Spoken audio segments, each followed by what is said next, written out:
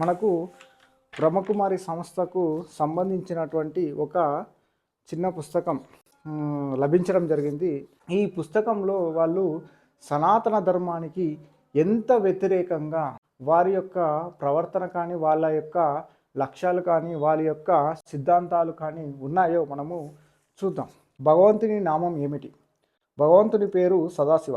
సదా అనగా ఎల్లప్పుడూ, శివ అనగా అందరికీ శుభాన్ని కలుగజేసేవాడు.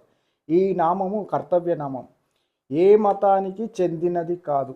ఇక్కడ స్పష్టంగా చూడండి, వాళ్ళ యొక్క భగవంతుడు ఎవరు అంటే సదాశివన్ అంట. ఆ సదాశివ నామం ఏ యొక్క మతానికి సంబంధించినది కాదు అని వీళ్ళు స్పష్టం చేస్తున్నారు. ఇక్కడనే వివిధ మతాల వారు వివిధ నామాలతో పిలుస్తారు.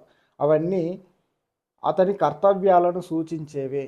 అతడు ఏ మతానికి సంబంధించిన వాడు కాదు అని ఇక్కడ వీళ్ళు స్పష్టంగా మనకు చెప్తున్నారు. అయినప్పుడు మరి మా సనాతన ధర్మానికి మీరెందుకు వచ్చి ప్రచారం చేస్తున్నారు? మా హిందువుల దగ్గరికి వచ్చి మీరెందుకు మీ యొక్క మార్గాన్ని మా దగ్గర ప్రచారం చేస్తున్నాడు అనేది ఇక్కడ ప్రశ్న.